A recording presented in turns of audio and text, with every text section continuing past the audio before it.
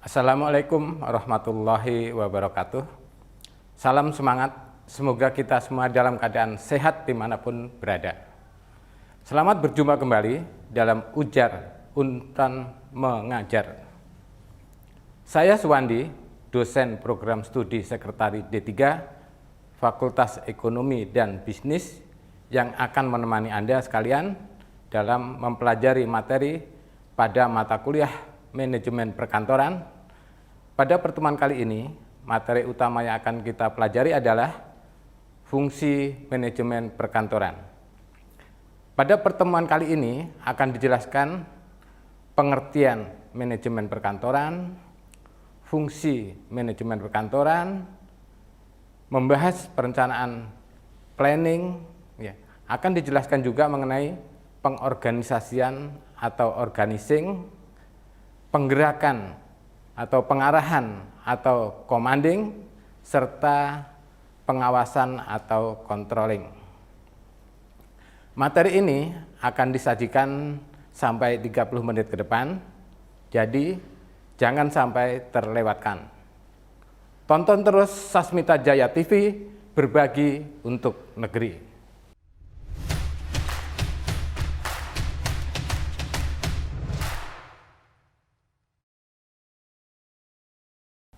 Apakah teman-teman mahasiswa pernah atau bahkan masih aktif dalam sebuah organisasi? Bagi yang menjawab iya, tentu kata fungsi manajemen perkantoran dalam praktiknya sangat berkaitan dengan organisasi tersebut. Karena setiap organisasi atau perusahaan pasti menerapkan fungsi manajemen perkantoran. Nah, apakah teman-teman mahasiswa memahami fungsi manajemen perkantoran dengan baik? Untuk menjawab pertanyaan tersebut, ikutilah program ini sampai akhir. Baiklah sahabat Ujar, materi pertama pada pertemuan ini adalah pengertian manajemen perkantoran. Manajemen perkantoran adalah pengarahan menyeluruh terhadap aktivitas ketatausahaan dari suatu kantor untuk mencapai tujuan dengan cara seefisien mungkin, yang harus diadakan penataan agar pekerjaan tersebut berjalan dengan baik. Penataan atau pengelolaan terhadap pekerjaan kantor disebut adalah dengan manajemen perkantoran. Ada beberapa fungsi dalam manajemen perkantoran. Pertama, fungsi perencanaan atau planning, yaitu fungsi yang akan digunakan dalam menentukan tindakan untuk mencapai hasil yang diinginkan. Jadi, dalam fungsi perencanaan, manajer harus memikirkan apa yang akan dikerjakan dengan sumber daya yang dimilikinya. Dalam perencanaan ini, seorang manajer harus mengevaluasi berbagai rencana alternatif sebelum mengambil tindakan. Kemudian, manajer juga harus melihat juga apakah rencana yang dipilih itu cocok dan dapat digunakan untuk memenuhi tujuan perusahaan atau organisasi. Perencanaan merupakan proses terpenting dari semua fungsi manajemen, karena tanpa perencanaan fungsi-fungsi lainnya tidak berjalan. Yang kedua, fungsi pengorganisasian atau organizing. Fungsi pengorganisasian ini yang dapat mempermudah manajer dalam melakukan pengawasan dan menentukan orang yang dibutuhkan untuk melaksanakan suatu pekerjaan. Fungsi ini penting karena dapat membantu mewujudkan 5 hal utama dalam organisasi perkantoran, yakni struktur organisasi, deskripsi tugas setiap bidang atau bagian, pembagian wewenang dan tanggung jawab dalam organisasi, memperlihatkan antar tugas setiap unit organisasi, serta kekuatan sumber daya manusia dan material. Pengorganisasian dapat dilakukan dengan cara menentukan tugas apa yang harus dikerjakan, siapa yang harus mengerjakannya, bagaimana tugas-tugas tersebut dikelompokkan, siapa yang bertanggung jawab atas tugas tersebut, dan pada tingkatan mana keputusan harus diambil. Organisasi berasal dari bahasa Latin organum yang berarti alat, bagian, anggota badan. Organisasi menurut Weber dalam Stirner dan Freeman adalah proses mendesain kegiatan-kegiatan dalam struktur organisasi untuk mencapai tujuan yang telah ditetapkan. Sedangkan menurut Sutarto, organisasi merupakan sekumpulan orang, proses pembagian kerja, dan sistem kerjasama atau sistem sosial. Pada dasarnya, mengorganisir adalah suatu proses pembagian kerja. Nah, dalam pembagian kerja dibagi-bagi secara garis mendatar maupun garis tegak. Pembagian garis secara vertikal didasarkan atas penetapan garis-garis kekuasaan dan menentukan tingkat-tingkat yang membentuk bangunan organisasi secara tegak. Sedangkan pembagian kerja secara horizontal didasarkan atas spesialisasi kerja. Selanjutnya kita bahas tentang azas-azas dalam organisasi. 1. Azas tujuan organisasi. Tujuan harus jelas dan rasional. Untuk mendapatkan laba ataukah untuk memberikan pelayanan, dan hal ini merupakan bagian penting dalam menentukan struktur organisasi. Kedua, azas kesatuan tujuan.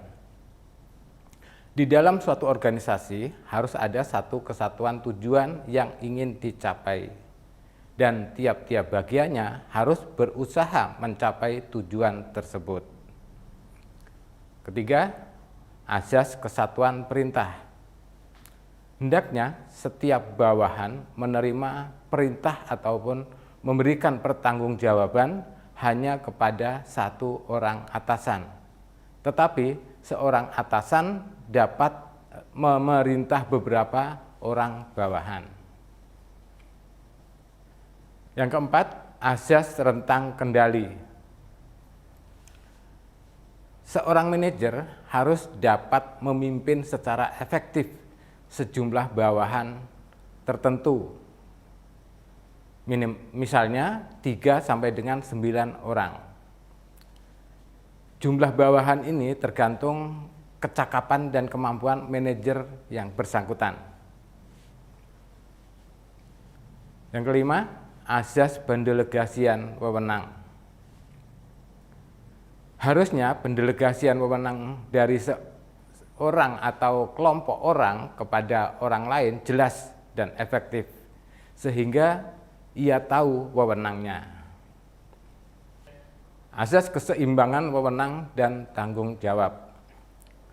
Wewenang yang didelegasikan dengan tanggung jawab yang timbul karena harus sama besarnya, hendaknya wewenang yang didelegasikan tidak meminta pertanggungjawaban yang lebih besar dari wewenang itu sendiri atau sebaliknya. Yang ketujuh, azas tanggung jawab. Azas ini hendaknya pertanggungjawaban dari bawahan terhadap atasan harus sesuai dengan garis wewenang dan pelimpahan wewenang. Seseorang hanya bertanggung jawab kepada orang yang melimpahkan wewenangnya. Kedelapan, azas pembagian kerja. Pengelompokan tugas-tugas pekerjaan atau kegiatan yang sama ke dalam satu unit kerja hendaknya didasarkan atas eratnya hubungan pekerjaan tersebut. Selanjutnya, azas penempatan personalia. Hendaknya dalam menempatkan orang-orang dalam setiap jabatan harus didasarkan atas kecakapan, keahlian, dan keterampilannya. Efektivitas organisasi yang optimal memerlukan penempatan karyawan yang tepat. Untuk itu harus dilakukan seleksi yang objektif dan berpedoman pada job specification dari jabatan yang akan dihasilkannya. Yang 10, azas jenjang berangkai. Hendaknya saluran perintah atau wewenang dari atas ke bawah harus merupakan mata rantai vertikal yang jelas dan tidak putus-putus, serta menempuh jarak terpendek. Sebaliknya, pertanggungjawaban dari bawahan ke atasan juga melalui mata rantai vertikal, jelas dan menempuh jarak terpendeknya. Hal ini penting karena dasar organisasi fundamental adalah rangkaian wewenang dari atas ke bawah. Tindakan dumping hendaknya dihindarkan. Yang selanjutnya, azas efisiensi. Suatu organisasi dalam mencapai tujuannya harus dapat mencapai hasil yang optimal dengan pengorbanan yang minimal. Yang ke-12, azas kesinambungan. Organisasi harus mengusahakan cara-cara untuk menjamin kelangsungan hidupnya. Selanjutnya, azas koordinasi. Azas ini merupakan tindak lanjut dari azas-azas organisasi lainnya. Koordinasi dimaksudkan untuk mensinkronkan dan mengintegrasikan segala tindakan supaya terarah kepada sasaran yang dicapai. Nah, ciri-ciri organisasi yang baik dan efektif. Pertama, tujuan organisasi harus jelas dan realistis. Kedua, pembagian kerja dan hubungan pekerjaan antara unit-unit, sub-subsistem, atau bagian-bagian harus baik dan jelas. Yang ketiga, organisasi harus menjadi alat dan wadah yang efektif dalam mencapai tujuan. Yang keempat, tipe organisasi dan strukturnya harus sesuai dengan kebutuhan perusahaan. Ciri yang kelima adalah unit-unit kerja departemen, bagiannya ditetapkan berdasarkan atas eratnya hubungan pekerjaannya. 6. Job description setiap jabatan harus jelas dan tidak ada tumpang tindih pekerjaan. Ciri yang ketujuh adalah rentang kendali setiap bagian harus berdasarkan volume pekerjaan dan tidak boleh terlalu banyak. Selanjutnya yang ke-8, sumber perintah dan tanggung jawab harus jelas melalui jarak yang terpendek. 9. Jenis wewenang yang dimiliki setiap pejabat harus jelas. 10. Mismanajemen penempatan karyawan tidak ada. 11. Hubungan antara bagian dengan bagian lainnya jelas dan serasi. Ciri yang ke-12 adalah pendelegasian wewenang harus berdasarkan job description karyawan. Yang 13, organisasi harus mempunyai anggaran dasar dan anggaran rumah tangga. 14, organisasi harus luas dan fleksibel. Dan ciri yang ke-15 adalah diferensiasi, koordinasi, integrasi, dan sinkronisasi harus baik.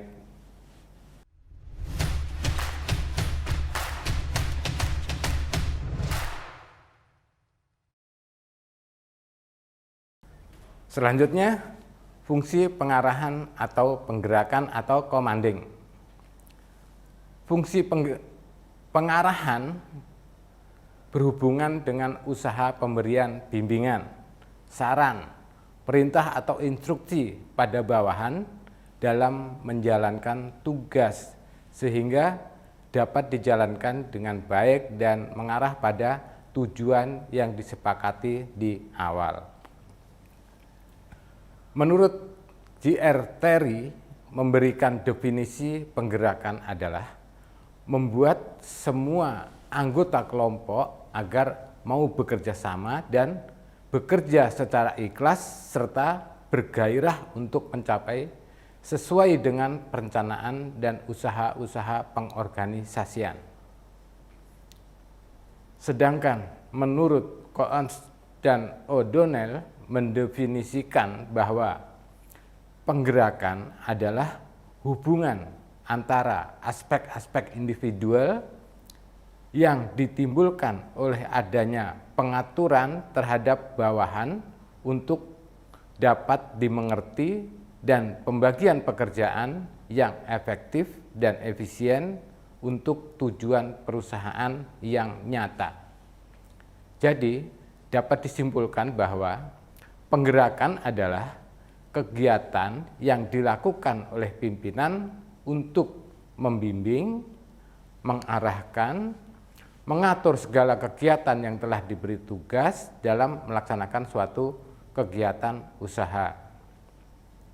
Agar proses penggerakan berjalan efektif, merupakan suatu keharusan bagi seorang manajer untuk memahami perilaku manusia, sehingga dapat memimpin organisasi dengan baik, menjalankan komunikasi dengan efektif, dan memberikan motivasi yang tepat serta dapat menciptakan hubungan yang harmonis dengan bawahannya. Terakhir adalah fungsi pengawasan atau controlling yang diperlukan untuk menjaga agar semua kegiatan tidak melenceng serta efektivitas penggunaan sumber daya yang ada tidak menyimpang dari rencana semula sehingga tujuan organisasi dapat terwujud. Nah, fungsi pengawasan adalah fungsi yang terakhir dari proses manajemen. Nah, dalam fungsi ini sangat menentukan pelaksanaan proses manajemen karena harus dilakukan sebaik-baiknya. Pengawasan adalah proses pemantauan, penilaian, dan pelaporan rencana atas pencapaian tujuan yang telah ditetapkan untuk tindakan korektif guna penyempurnaan lebih lanjut. Menurut J.R. Terry, pengawasan dapat didefinisikan sebagai proses penentuan apa yang harus dicapai, yaitu standar, apa yang sedang dilakukan yaitu pelaksanaan, menilai pelaksanaan, dan apabila perlu melakukan perbaikan-perbaikan sehingga pelaksanaan sesuai dengan rencana, yaitu selaras dengan standar. Sedangkan menurut R.P. Strong, pengawasan adalah proses pengaturan berbagai faktor dalam suatu perusahaan agar pelaksanaan sesuai dengan ketetapan-ketetapan dalam rencana. Manfaat pengawasan dimaksudkan untuk meningkatkan akuntabilitas dan keterbukaan. Pengawasan pada dasarnya menekankan langkah-langkah pembenahan atau koreksi yang objektif jika terjadi perbedaan atau penyimpangan antara pelaksanaan dengan perencanaannya. Nah, asas-asas pengawasan menurut Harold Coons dan Cyril O'Donnell adalah terdiri dari 1. Asas tercapainya tujuan, 2. Asas efisiensi pengawasan, 3. Asas tanggung jawab pengawasan, 4. Asas pengawasan terhadap masa depan, Yang kelima, azas pengawasan langsung. Keenam, azas refleksi rencana. Dan yang ketujuh, azas penyesuaian dengan organisasi. 8, azas pengawasan individual. 9, azas standar. 10, azas pengawasan terhadap strategi. 11, azas kekecualian. 12, azas pengawasan fleksibel. 13, azas peninjauan kembali. Dan yang ke-14 adalah azas tindakan. Jenis-jenis pengawasan terdiri dari 1. Pengawasan karyawan. Pengawasan ini ditujukan kepada hal-hal yang ada hubungannya dengan kegiatan karyawan. Yang kedua, pengawasan keuangan. Pengawasan ini ditujukan kepada hal-hal yang menyangkut keuangan, tentang pemasukan dan pengeluaran, biaya-biaya perusahaan, termasuk pengawasan anggarannya. Yang ketiga adalah pengawasan produksi. Pengawasan ini ditujukan untuk mengetahui kualitas dan kuantitas produksi yang dihasilkan apakah sesuai dengan standar atau rencananya. Yang keempat adalah pengawasan waktu. Pengawasan ini ditujukan untuk penggunaan waktu. Artinya, apakah waktu untuk mengerjakan sesuatu pekerjaan sesuai atau tidak dengan rencananya. Yang kelima, pengawasan teknis. Pengawasan ini ditujukan kepada hal-hal yang bersifat fisik yang berhubungan dengan tindakan dan teknis pelaksanaan. Keenam adalah pengawasan kebijaksanaan. Pengawasan ini ditujukan untuk mengetahui dan menilai apakah kebijaksanaan organisasi telah dilaksanakan sesuai yang telah digariskan. Yang ketujuh adalah pengawasan penjualan. Pengawasan ini ditujukan untuk mengetahui apakah produksi atau jasa yang dihasilkan terjual sesuai dengan target yang ditetapkan. 8. Pengawasan inventaris. Pengawasan ini ditujukan untuk mengetahui apakah inventaris perusahaan masih ada semuanya atau ada yang hilang. Yang 9, pengawasan pemeliharaan. Nah, pengawasan ini ditujukan untuk mengetahui apakah semua inventaris kantor dipelihara dengan baik atau tidak. Cara-cara pengawasan dapat dilakukan melalui pengawasan langsung, pengawasan tidak langsung, dan pengawasan berdasarkan pengecualian. Sifat dan waktu pengawasan dibedakan atas pertama, preventive control adalah pengawasan yang dilakukan sebelum kegiatan dilakukan untuk menghindari penyimpangan-penyimpangan dalam pelaksanaannya. Yang kedua, repressive control adalah pengawasan yang dilakukan setelah terjadi kesalahan dalam pelaksanaannya dengan maksud agar tidak terjadi pengulangan kesalahan sehingga hasilnya sesuai yang diinginkan. Yang ketiga, pengawasan saat proses dilakukan. Yang keempat, pengawasan berkala adalah pengawasan yang dilakukan secara berkala, misalnya per bulan, per semester, dan lain-lain. Yang kelima, pengawasan mendadak atau sidak adalah pengawasan yang dilakukan secara mendadak untuk mengetahui apa pelaksanaan atau peraturan-peraturan yang ada dilaksanakan atau tidak dilaksanakan dengan baik. Kemudian yang keenam, pengamatan melekat atau waskat adalah pengawasan yang dilakukan secara integratif mulai dari sebelum, pada saat, dan sesudah kegiatan dilakukan. Nah, berdasarkan paparan tadi, maka tujuan fungsi pengawasan adalah pertama, mencegah terjadinya penyimpangan pencapaian tujuan yang telah direncanakan. Yang kedua agar proses kerja sesuai dengan prosedur yang telah digariskan atau ditetapkan. Yang ketiga, mencegah dan menghilangkan hambatan dan kesulitan yang akan, sedang, atau mungkin terjadi dalam pelaksanaan kegiatan. Yang keempat, mencegah penyimpangan penggunaan sumber daya. Yang kelima, mencegah penyalahgunaan otoritas dan kedudukan.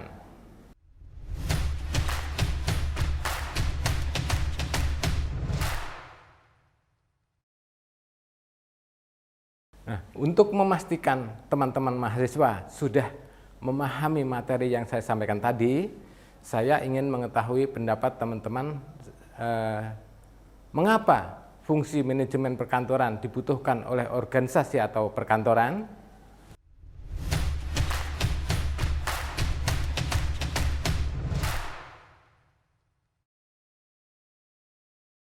Setelah teman-teman mahasiswa menyimak materi fungsi manajemen perkantoran yang saya sampaikan tadi, dapat kita simpulkan. Pertama, pengertian manajemen perkantoran adalah pengarahan menyeluruh terhadap aktivitas ketatausahaan dari suatu kantor untuk mencapai tujuan dengan cara seefisien mungkin yang harus diadakan penataan agar pekerjaan tersebut berjalan dengan baik. Penataan atau pengelolaan terhadap pekerjaan kantor disebut adalah dengan manajemen perkantoran. Fungsi manajemen perkantoran terdiri dari fungsi perencanaan atau planning, fungsi pengorganisasian atau organizing, fungsi pengarahan atau penggerakan atau commanding, dan fungsi pengawasan atau controlling. Nah, fungsi perencanaan atau planning adalah fungsi yang akan digunakan dalam menentukan tindakan untuk mencapai hasil yang diinginkan. Fungsi pengorganisasian atau organizing yang dapat mempermudah manajer dalam melakukan pengawasan dan menentukan orang yang dibutuhkan untuk melaksanakan suatu pekerjaan. Pengorganisasian dapat dilakukan dengan cara menentukan tugas apa yang harus dikerjakan, siapa yang harus mengerjakannya, bagaimana tugas tersebut dikelompokkan, siapa yang bertanggung jawab atas tugas tersebut, dan pada tingkatan mana keputusan harus diambil. Selanjutnya, fungsi pengarahan berhubungan dengan usaha pemberian bimbingan, saran, perintah, atau instruksi pada bawahan dalam menjalankan tugas sehingga dapat dijalankan dengan baik dan mengarah pada tujuan yang disepakati di awal. Fungsi pengawasan adalah fungsi terakhir dari proses manajemen. Nah, dalam fungsi ini sangat menentukan pelaksanaan proses manajemen karena harus dilakukan sebaik-baiknya. Pengawasan adalah proses pemantauan, penilaian, dan pelaporan rencana atas pencapaian tujuan yang telah ditetapkan untuk tindakan korektif guna penyempurnaan lebih lanjut. Alhamdulillah, materi pada pertemuan ini telah kita pelajari bersama-sama. Semoga materi ini dapat bermanfaat bagi kita semua. Terima kasih kepada semua yang sudah mengikuti materi hari ini. Saya Suwandi undur diri, tetap semangat belajar. Salam ujar. Wassalamualaikum warahmatullahi wabarakatuh.